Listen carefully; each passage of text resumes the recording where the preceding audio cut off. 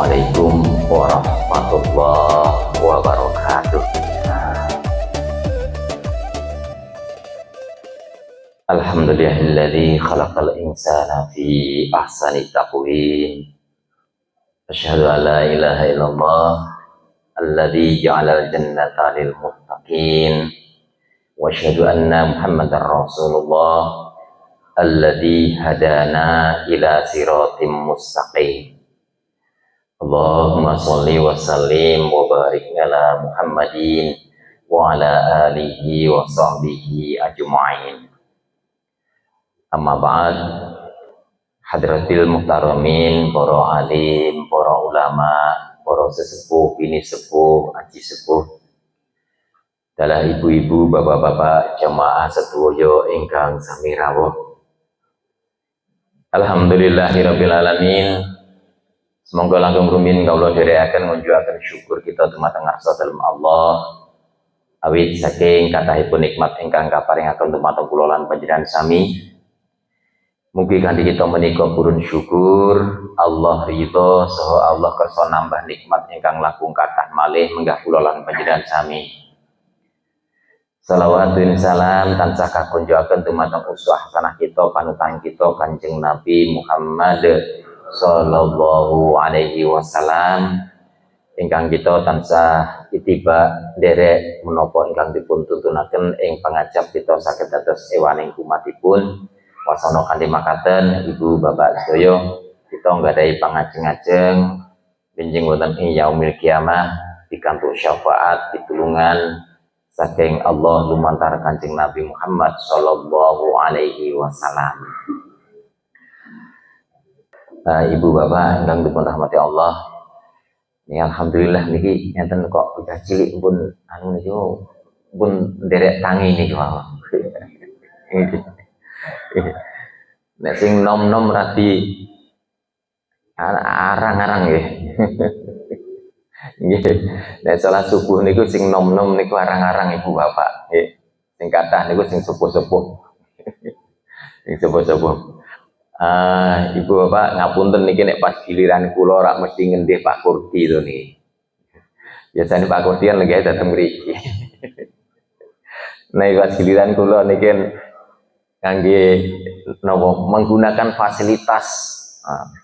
Jadi kan tamir masjid pun nyelenggarakan napa pun mengadakan fasilitas niku kan yang mboten diginakne ra iman-iman ngoten. Wilanipun nuwun sewu ibu bapak kawula napa ngagem niki nggih ada slide nggih mugi-mugi niki sebagai alat bantu mergane mungkin nek namung ngrungokne kula crita wonten mawon sok-sok ngantuk ning nek enten sing disawang luwih apik kan nyenengke ngoten nggih. Nggih. Ibu bapak ingkang dipun rahmati Allah Subhanahu wa taala asring kula sampaiaken asring kula matur bilih ukuran kita menika wonten ngarsa dalem Allah menika ternyata mboten diukur kalian napa sing kita usahane saben dinten. Nuwun sewu ibu bapak. Setiap hari saben dinten normal kita itu bekerja itu sebanyak atau selama 8 jam. Artinya sepertiga dari hidup kita itu kita pergunakan untuk mencari nafkah. Pak ngoten Bu Bapak nggih. Terutama sing kantoran itu kan jelas 8 jam. Ngoten malah kalau yang tidak terikat dengan kantor itu lebih daripada 8 jam. Kadang-kadang jam loro bengi niku pun budal. Jam loro bengi pun budal. Nah, ibu bapak sekalian yang dirahmati Allah, apa yang kita lakukan nopo-nopo sing kita tindakaken menika ternyata tidak semuanya nanti akan mendapatkan pandangan dari Allah. Pandangan dari Allah.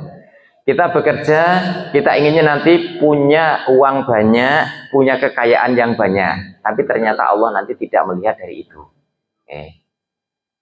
Kadang-kadang kita pingin kalau uang banyak nanti kita bikin rumah yang bagus. Terus nun sewu niki nek ibu-ibu kan juga nopo niki make up ya Bu ya. Kalau bisa kita itu kan dipandang yo napa niku menarik anu ngoten nggih.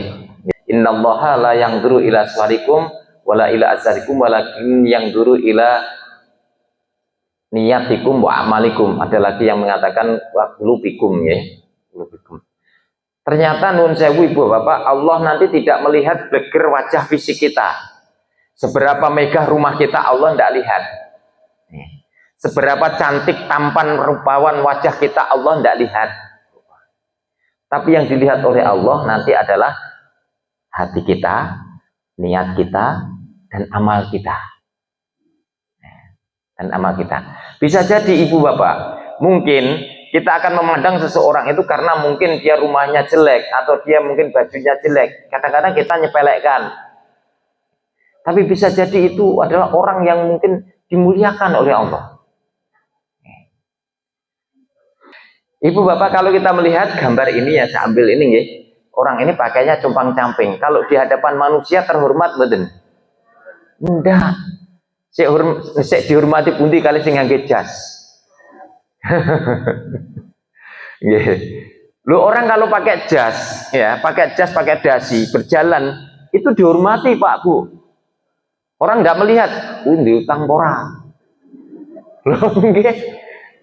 Ya, dihormati. Padahal sekali-kali Allah tidak akan melihat itu penampilannya. Allah tidak akan melihat. Tapi yang dilihat adalah bagaimana keikhlasan hatinya. Bagaimana dia beribadah. Bagaimana dia hatinya tersambung dengan Allah Subhanahu wa taala. Dan itu penting, nun sewu. Kadang-kadang kita itu banyak ibadah tapi kita tidak memikirkan tentang ikhlas. Padahal nun sewu syarat diterimanya ibadah itu pertama itu ada tuntunannya, yang kedua itu dilakukan dengan ikhlas. Tapi ikhlas itu angel gitu nggih. Ya. Karena salah satu yang perlu kita waspadai itu adalah kita ini hendaknya takut kepada setan. Loh, setan kok ditakuti Pak? Apanya? Bukan karena secara zat setannya bukan. Tapi kita takut kepada setan ayyubtila amalahu. Jikalau setan itu nanti akan membatalkan amal kita. Lah bagaimana cara setan membatalkan amal kita? Kalau setan goda Pak, itu bisa menghalangi kita ngamal. Kita mau sholat digoda oleh setan gak jadi sholat. Itu godaan. Tapi yang lebih bahaya itu adalah ketika setan itu membatalkan. Caranya bagaimana? Menggoda hati kita untuk tidak ikhlas. Maka ketika kita tidak ikhlas Pak Bu, seberapa amal kita, seberapa banyak ibadah kita, maka di situ tertolak. Nah, maka berhati-hati ya, kita berhati-hati terhadap godaan setan yang menyebabkan kita tidak ikhlas. Ibu bapak sekalian yang dirahmati Allah, sebenarnya yang paling kita upayakan di dunia ini adalah ketika kita nanti, kalau kita nanti meninggal dunia, kita nanti di akhirat, kita pengen masuk surga. Gimana? Ya. Itu adalah harapan atau visi, itu harapan tertinggi kita. Karena kita nggak mau purun boten purun, seneng boten seneng, siap boten siap, kita nanti pasti akan kembali kepada Allah. Dan ketika kembali kepada Allah hanya ada dua pilihan, surga, neraka. Di antara dua pilihan ini pasti kita akan memilih surga. Makanya ibu bapak, termasuk jenengan iku enjing-enjing wong pun bungu, pun tindak mriki harapan kita ada keinginan kita nanti menempati surganya Allah Subhanahu wa taala. Ya Bu nggih? Ya Bang ya. Nah, namun demikian Ibu Bapak, dalam sebuah hadis diterangkan al-jannatu mustaqotun ila arba'ati nafarid. Selain kita berharap surga Ibu Bapak, ternyata surga itu juga rindu kepada orang-orang tertentu. Setidaknya ada 4 golongan yang ini dirindukan oleh surga. Kira-kira purun mboten? Pengen nggih. Wong kita saja pengen ke surga, tapi malah surganya rindu Pak sama kita Pak. Apa itu? Talil Quran, yakni orang yang senantiasa membaca Al-Quran. Orang yang interaksi dengan Al-Quran. Kemudian wahafidil lisan, orang yang dia menjaga lisannya. Terus yang ketiga, wa mut'imil ji'an, orang yang dia itu mau memberi makan kepada orang yang membutuhkan. Bisa jadi dimaksud ini adalah dermawan. Kemudian yang keempat, washoimina fi syahri Ramadan, orang yang berpuasa di bulan Ramadan. Nah ini kan mendekati Ramadan niki kula singgung sedikit ya ngaten. Nah, Ibu Bapak sekalian yang dirahmati Allah, yang pertama adalah talil Quran. Yakni orang yang berinteraksi dengan Al-Quran. Kenapa Ibu Bapak kita ini perlu berinteraksi dengan Al-Quran? Karena Al-Quran itu bukan cuma sebagai bacaan yang menuntun kita, memberi petunjuk kepada kita, tapi Al-Quran itu juga merupakan parameter kita itu.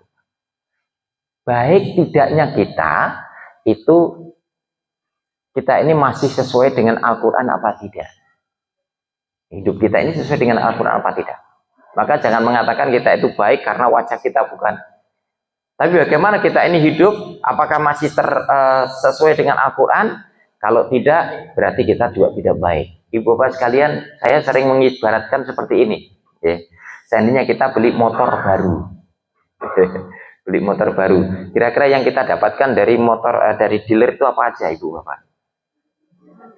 Nggih jelas motore, wong tuh sing dituku motore. Nggih maksudnya selain motor maksudnya. Kasih motornya beserta kuncinya. Maksud diwehi motor ora diwehi kuncine gitu. Motor terus napa malih? Helm, bonus helm, tambah napa malih? Jaket. Terus apa lagi? Nah, kadang-kadang Ibu Bapak yang kita nggak pernah mikir, nggak pernah berpikir, tapi mesti dikasih sama dealer buku panduan. Iya betul. Mesti dikasih kan? Mesti. Tapi karena kita sudah merasa bisa naik motor, pernah Bu dipelajari? Enggak Pak. Dikasih buku panduannya, tapi enggak pernah dipelajari. Padahal Ibu Bapak, nilai motor ini masih tinggi atau rendah, itu tergantung daripada apakah masih sesuai dengan buku panduan apa enggak. Contoh, onderdilnya diganti sesuai dengan buku panduan apa enggak. Standar buku panduan apa enggak. Kemudian olinya yang dipakai itu standar dengan buku panduan apa enggak. Maka buku panduan ini menjadi ukuran baik buruknya motor. Bontarlah ngeten Bu Pak, motor baru disirim, belum dinaikin, belum di-enregen, belum di-enregen. Terus kemudian jenengan kok ndelok iki motor iki apik tapi bane kok cilik. Terus jenengan inisiatif tukokne ban sing luwih gedhi sing luwih larang. Ganti ban sing gedhi sing larang. Lagi motornya gedhi kok spione cilik, jenengan gak trimo, tukokne spion sing luwih mahal, ganti. Oh, sekarang ini modelnya kan kalau motornya gini kan kalau pakai knalpot ini kan suaranya nggak kedengaran kan Bu ya. Nah, maka suara ben kedengaran goleki knalpot sing apik larang, luwih larang. Pasang. Pun Bu, motor belum dinaiki, ganti ban yang lebih mahal, spion lebih mahal, kemudian knalpot lebih mahal. Celok ke Mas dealer, nih, delok nih, lihat motor saya tak ragati lebih mahal. Coba sekarang kalau kamu kalkulasi kira-kira harganya ini jadi berapa Mas? Ini habis saya ragati lebih larang. Kira-kira nun sewu harganya naik apa turun Ibu Bapak? Lu diragati lu larangin. Ini nilainya jadi turun. Kenapa nilainya turun? Karena ini sudah dimodif tidak sesuai dengan buku panduan. Demikian juga Ibu Bapak. Ketika Allah turunkan manusia ke bumi, Allah ciptakan manusia itu menghuni bumi, itu disertai dengan buku panduan, yakni Al-Quran. Maka selama manusia itu hidupnya sesuai dengan Al-Quran, standar Al-Quran, maka dia akan mendapat nilai baik di sisi Allah Subhanahu wa Ta'ala. Tapi kalau sudah melenceng dari Al-Quran, sekalipun itu barangkali nun sewu, itu adalah modifikasi hidup, gaya hidup. Saya sekarang gaya hidup kan banyak, nggih. Ada gaya hidup itu yang lesbi, ada gaya hidup itu yang freestyle, yang bebas, ada gaya hidup itu yang macam-macam. Sekalipun itu mungkin menurut mereka adalah satu kemajuan, tapi kalau itu melenceng dari Al-Quran, sama sekali ini nilainya di mata Allah jatuh. Kadang-kadang kalau ibu bapak, kalau di Thailand itu orang mau bergaya itu bebas Pak Bu. Bapak-bapak mau bergaya dipercantik, kasih anting, kasih lipen, kali pakai rok, di sana itu jadi kebanggaan Bu. Padahal laki-laki. ini apa ini lifestyle ya. Ini gaya hidup. Mungkin mereka itu kemajuan, kebebasan, ekspresi diri. Tapi itu ya Allah, itu di mata Allah tidak ada. Kenapa? Tidak ada nilainya. Kenapa? Karena itu tidak sesuai dengan dari Al-Quran. Nah ibu bapak, maka sebagai umat Islam kita jangan lepas pertama setiap hari baca Al-Quran. Cukup dengan baca Al-Quran? Tidak. Jadi harus ada tingkatannya ibu bapak. Bukan cuma talil Quran, itu bukan cuma baca Al-Quran saja, tapi kita berinteraksi dengan Al-Quran. Pertama membacanya. Dan belum bisa baca gimana? Ya belajar baca Quran. Belajar baca Quran. Terus membacanya setiap hari. Ibu bapak sudah satu hari itu tidak pernah lepas dari baca Al-Quran, sudah? Sampun nggih Bu nggih. Upayakan Pak Bu. Jangan sampai satu hari itu terlewat tanpa kita membaca Al-Quran, sekalipun itu hanya satu ayat. Ning yojo terus ngutip ayat lah. Ndak, upayakan kita punya waktu khusus, entah itu pagi, entah itu sore, bacalah Al-Quran sesuai dengan target kita masing-masing, kemampuan kita masing-masing. Nah, ibu bapak yang dirahmati Allah, Al-Quran ini ibu bapak, dalam hadis selanjutnya ini mungkin ibu bapak bisa baca, Rasulullah mengatakan, Iqra'ul Quran ya'ti yaumal qiyamati syafi'an li ashabi. Bacalah Al-Quran, bacalah Al-Quran. Sungguh besok di hari kiamat bacaan Al-Quran kita itu akan menjadi penolong, akan menjadi syafaat li ashabi, bagi yang membacanya. Jadi kalau yang membaca penjenengan Bu, syafaatnya untuk penjenengan, bukan untuk saya. Kalau saya baca Al-Quran, maka bacaan Al-Quran saya inilah menjadi penolong bagi diri saya. Maka kita mau mencari penolong dari siapa? Dari diri kita sendiri. Monggo nanti baca Al-Quran.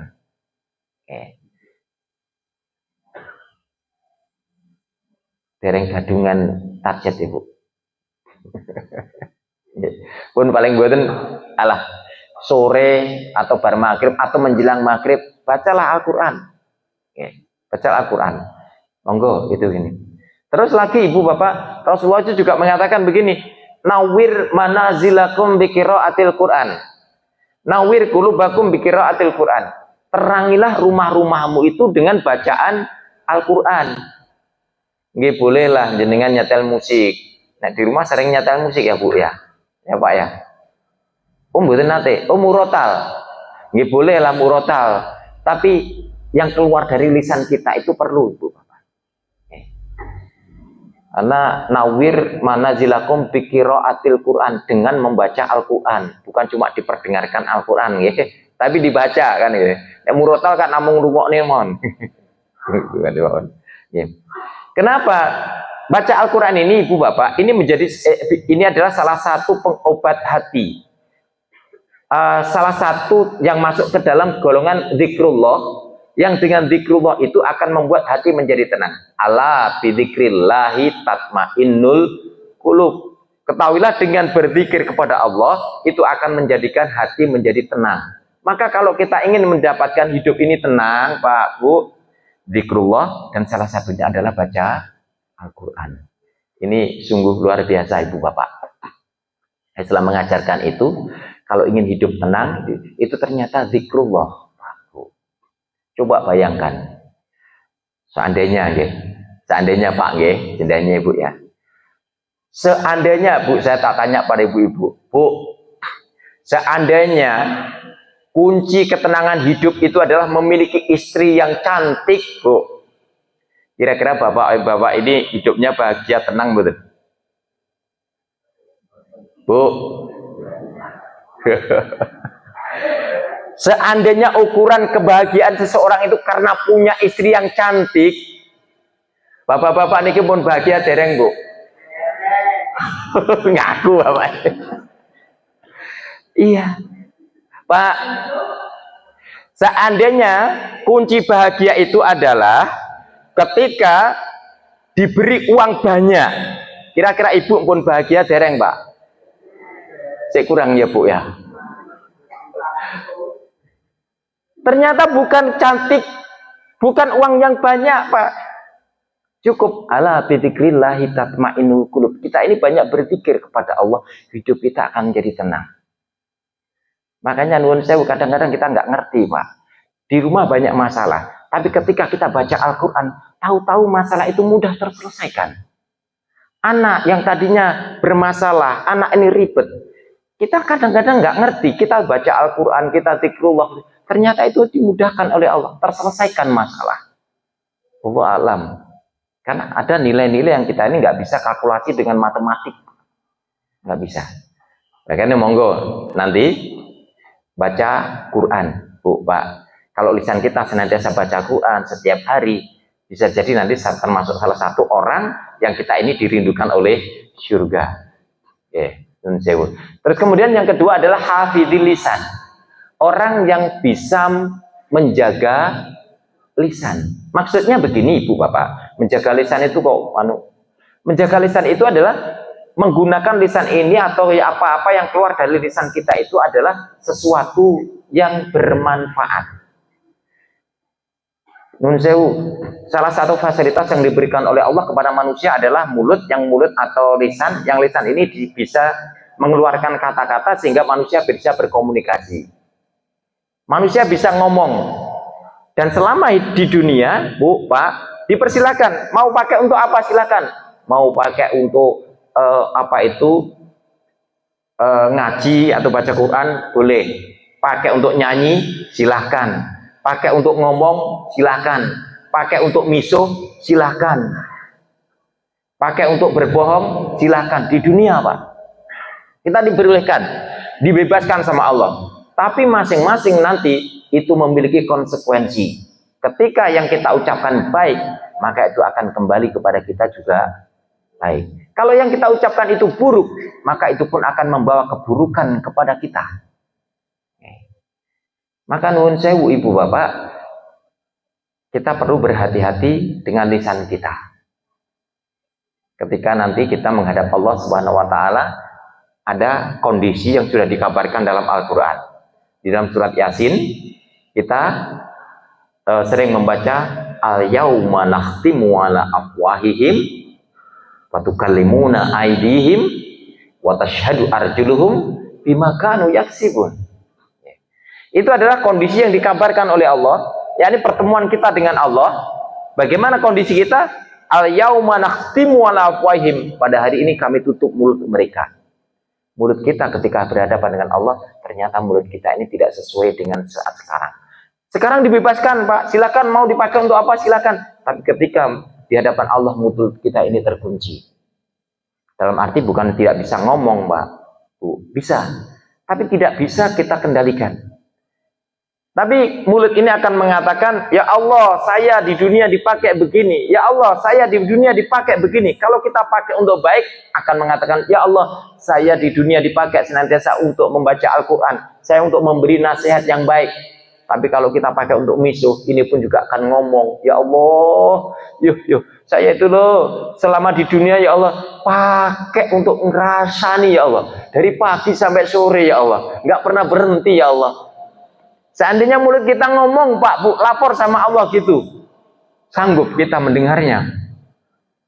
Masya Allah. Maka bayangkan itu ya Pak, Bu, ya. Maka bayangkan itu. Maka mari kita, Ibu Bapak, kita hanya menggunakan mulut kita ini untuk sesuatu yang baik. Rasulullah SAW itu memakai, orang yang bisa menggunakan mulut dengan baik ini, memakai parameternya adalah orang yang beriman. Man kana yu'minu billahi wal yaumil akhir falyaqul khairan aw liyasmut. Barang siapa beriman kepada Allah dan hari akhir, maka hendaklah dia berkata yang baik. Kalau tidak bisa berkata yang baik, maka lebih baik diam. Maka ini menjadi tolok ukur keimanan seseorang. Ya. Saya bacanya satu saja. Ya. Bukan semua, ini ada 3 isinya ada 3, tapi 1 saja. Milane nuwun sewu Bu, Pak, meskipun mulut ini dibebaskan, maka monggo kita jangan terus serta-merta menggunakan mulut kita sesuai dengan keinginan kita. Nah terus gini, nuwun sewu, berkata yang baik itu yang bagaimana sih Pak, Bu? Nopo boso? Nek dalam orang Jawa kan enten boso nggih.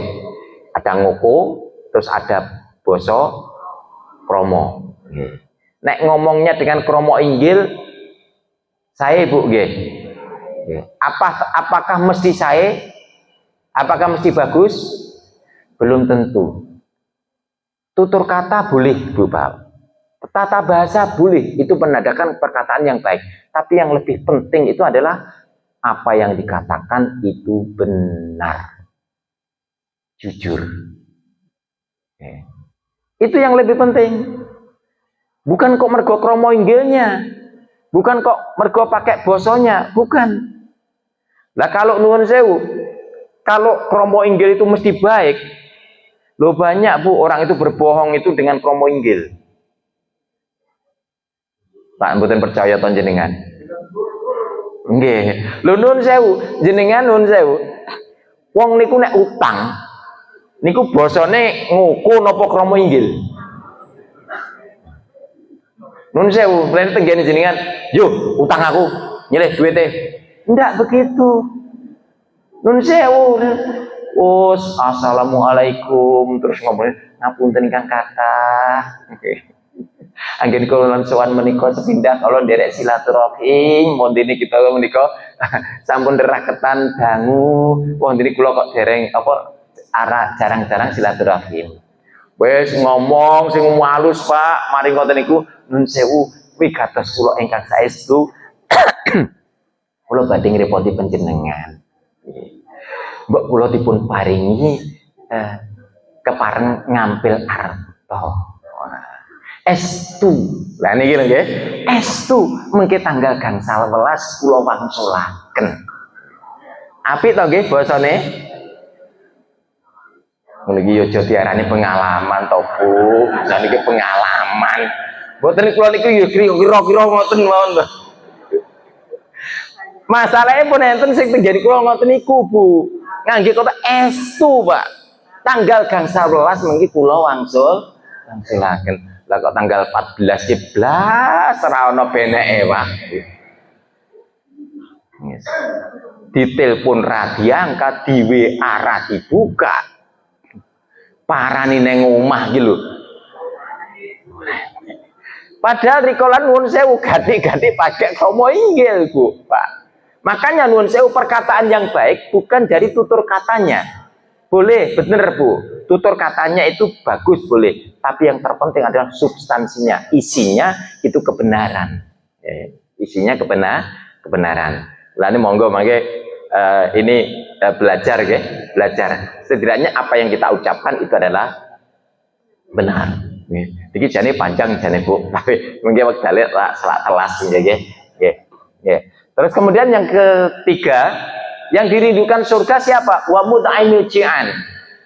yakni orang yang dia mau memberi makan, ini bahasanya memberi makan nih Bu Bapak, kepada orang yang kelaparan. Tapi nun sewu sakniki nopo enten wong sing kelaparan. Nah, masalah makan nih, nah masalah makan itu tidak kekurangan sekarang ini. Nopo mleh sakniki niki makan siangnya gratis kok Pak nggih. Gratis bergizi pisan. Nggih. Kalau masalah makan itu tidak ada yang kekurangan. Maka kalau kita hanya ngugemi secara tekstual, berarti kita harus nyari orang yang kekurangan makan, kesulitan. Maka makna dari Muhammad Imiljian itu bisa dimaknai sebagai orang yang dermawan atau orang yang ikhlas beramal. Orang yang berinfak, bersodakoh. Nah ini. Jadi yang dirindukan surga itu orang yang rajin bersodakoh. Nun sewu, kalau kita itu sodakoh, itu kita kehilangan atau kita beruntung, ya beruntung. Tapi banyak orang yang tidak mau sedekah. Kenapa? Karena di dalam pikirannya kalau kita itu mengeluarkan itu kehilangan. Kehilangannya angel kan, kalau sedekah atau angel kan gitu. Nah, ibu bapak sekalian ya dirahmati Allah, ngeten. Di dalam pun ini hadis Rasulullah nggih. Selanjutnya saja niki. Ya, di dalam Al-Qur'an dalam surat Al-Baqarah itu gini. Masalul ladzina yunfiquna amwalahum fi sabilillah ila akhir ayat nggih. Kalau kita itu mau sedekah, Bu, Pak, entah wujudnya apa, nggih. Entah wujudnya nanti mungkin nyediakan kopi atau wujudnya jenengan niki melu urun napa niki plafon, nggih. Ketika kita bersedekah, nggih. Itu perumpamaannya adalah seperti kita ini menanam satu biji. Kemudian biji ini tumbuh menjadi satu pohon. Pohon ini punya 7 cabang dan masing-masing cabang punya 100 buah. Artinya, ya harta yang kita keluarkan itu nanti bisa dikembalikan oleh Allah sampai 700 kali lipat. Maka sebenarnya nun sewu, kalau boleh diibaratkan ketika kita ini bersedekah, ibu bapak seperti orang mancing. Ngertos, mancing. Mancing itu pakai umpan kan, Bu ya? Pakai umpan. Nanti kalau umpan itu dimakan, kemudian umpan itu menghasilkan ikan, ikannya sama umpannya besar mana? Besar ikannya, Pak.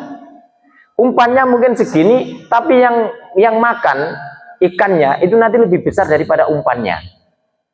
Nah, seperti itulah Bapak Ibu sedekah itu. Kita sedekah mungkin hanya 100.000. Tapi nanti yang kembali kepada kita lebih daripada 100.000. Terlebih ada dalam Al-Quran ini begini. Man ja'a bil hasanatin falahu asyru amsalihha. Barang siapa dia memberikan atau dia datang dengan satu kebaikan, maka baginya itu minimal 10 kali kebaikan. Maka bisa jadi, Bu, Pak, harta yang kita infakkan di jalan Allah itu nanti diganti oleh Allah minimal 10 kali, bahkan bisa sampai 700 kali. Maka saya ibaratkan seperti orang mancing. Orang mancing. Yang kita infakkan itu sedikit, Bu. Tapi yang kembali itu banyak. Umpan orang mancing itu umpannya kecil, tapi yang didapat ikannya mesti lebih banyak, lebih besar, lebih banyak. Nah, sekarang monggo kita biasakan, kita biasakan menjadi orang yang dermawan. Sedekah kita itu suatu saat itu bisa menjadi penolong kita atau bisa menjadi saving energy saving, menjadi tabungan energi. Bu, Pak, ini ada film, jadi ada anak kecil ini mencuri obat karena ibunya sakit, dia nggak punya uang, akhirnya dia nyuri obat untuk mengobati ibunya. Nah, ketahuan. Terus kemudian ada seorang bapak, yang bapak ini kasihan kemudian menolong, ditebus obat itu. Bukan cuma ditebus, Pak, Bu. Bapak yang jualan mie ayam ini malah ngasih bonus mie ayam. Jadi obatnya sudah ditebus, kasih bonus mie ayam. Nah, sop lah ya ini. Nah, kemudian anak ini pergi dan 30 tahun kemudian ya. Dan selama 30 tahun itu si bapak ini tidak pernah berhenti, senantiasa memberikan yang dia miliki. Dia selalu membantu orang yang membutuhkan meskipun itu hanya kecil. Nah, suatu saat bapak ini terjatuh dan kepalanya terbentur bibir meja dan itu mengalami gegar otak. Dia harus dioperasi dan anaknya terkejut ketika mendapati bahwa biaya operasi itu sebanyak 792.000 baht Thailand. Sebuah jumlah yang sangat tinggi bagi si anak. Anak terkejut, bingung. Berbagai upaya dilakukan, usahanya berhenti. Dia tidak punya apa-apa, kemudian satu-satunya jalan dia jual rumah. Jual aset, satu-satunya aset rumahnya. Ketika keesokan harinya dia lebih terkejut lagi ketika dia mendapati surat dari rumah sakit, dan tagihan rumah sakit itu membuat dia terkejut karena tertulis 0 baht.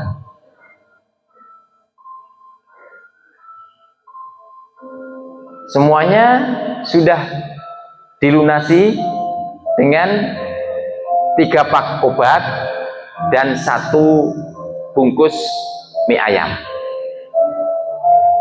Tertanda dokter Pajak Aruntong. Ibu bapak sekalian, film ini bukan fiksi, jadi ini satu kejadian betul. Dan si bapak yang tadi hanya nebus obat tadi, dia tidak pernah berpikir, dia tidak pernah berharap nanti akan dibalas. Si bapak yang setiap hari dia ngasih satu dagangannya kepada orang yang membutuhkan, mie ayam, kasih satu. Setiap saat dia ada orang membutuhkan, dia hanya kasih. Dia merasa tidak kehilangan, Bu. Jadi dagangan mie ayam itu dikasihkan satu orang, dia nggak merasa kehilangan itu. Tapi ternyata di saat dia membutuhkan, itu dikembalikan oleh Allah Subhanahu wa Ta'ala. Ibu bapak, kita tidak tahu kapan kita akan membutuhkan. Mungkin kita merasa, oh saya sudah cukup uang saya sudah cukup harta saya. Kita tidak tahu, Pak Bu. Coba saudara-saudara kita yang di Sumatera kemarin, mobilnya itu ada, Bu, yang terendam lumpur. Rumahnya separuh ini. Maka nun sewu, sodakoh kita, Pak Bu, itu sebenarnya bisa menjadi penolong. Entah apa yang kita nggak ngerti. Si bapak pun tidak pernah berpikir dia akan gegar otak. Dan dia juga tidak pernah berpikir, nanti sodakoh saya akan dikembalikan. Enggak. Nah, oleh karena itu, bapak sekalian, sebenarnya apa yang dijanjikan oleh Allah dalam Al-Quran itu nanti itu bersifat universal. Bukan cuma umat Islam saja, siapapun itu nanti bisa terwujud.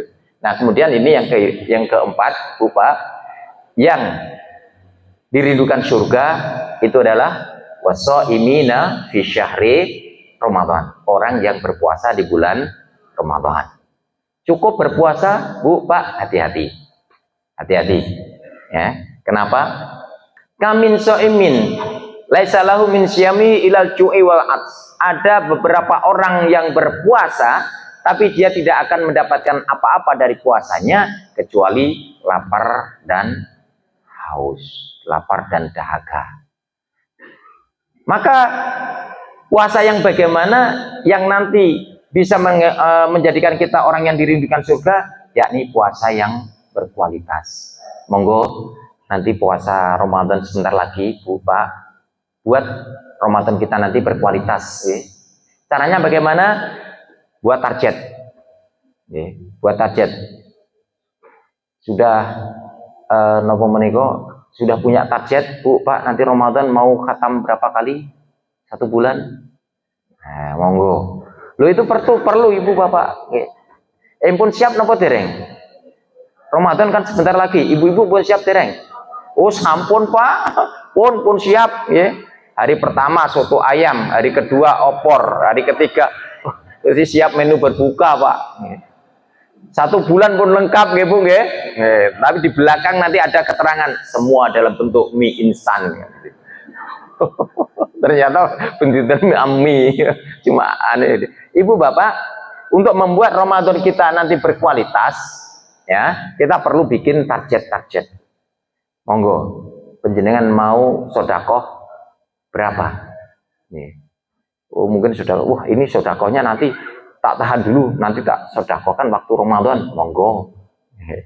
Terus kemudian mau baca Quran berapa kali khatam dalam 1 bulan, monggo. Kita bikin target.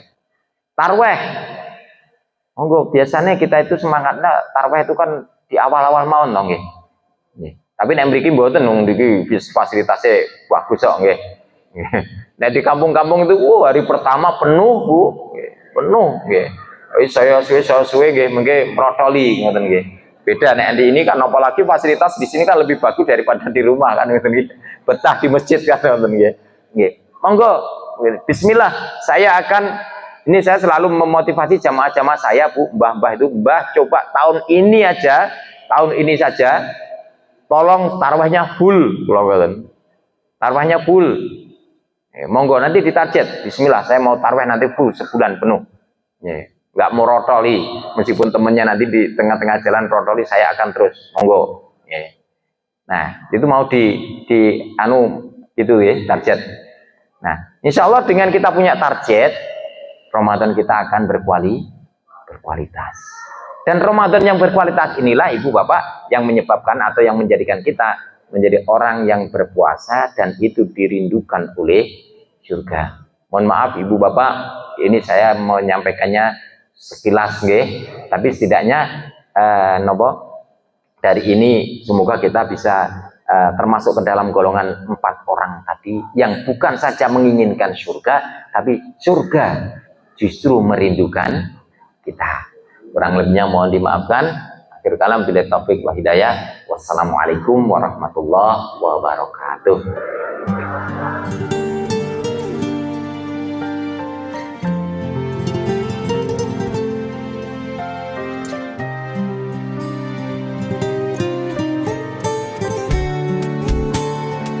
Ya Habibal Qalbi, ya khairal baraya, ya li jita bil haqqi rasulal hidayah. Ya Habibal Qalbi, ya khairal baraya, ya li jita bil haqqi رسول الهداية. يا رسول الله، يا حبيب الله، يا رسول الله، يا حبيب الله. يوم الولادة كالبداية، الهداية كالبداية. يوم الولادة كالبداية، للهداية كالبداية، للهداية كالبداية، للهداية كالبداية. يا حبيب القلب، يا خير البرايا، يا جئت بالحق رسول الهدايا. يا رسول الله، يا حبيب الله، يا رسول الله،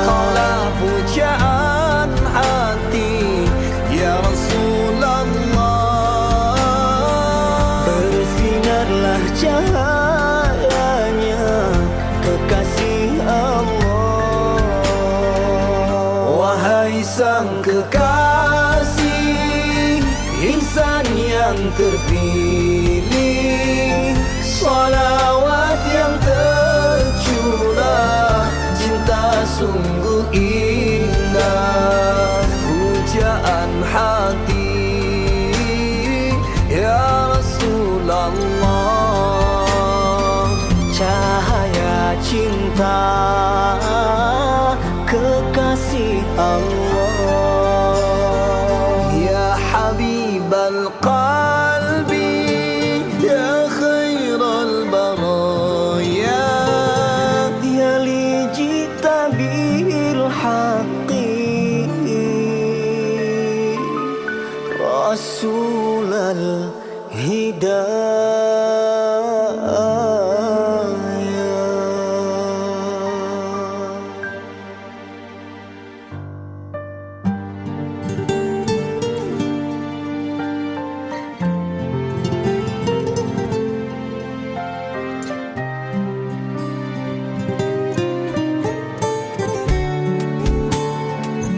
يا حبيب القلب يا خير البرايا يا لي جئت بالحق رسول الهدايا.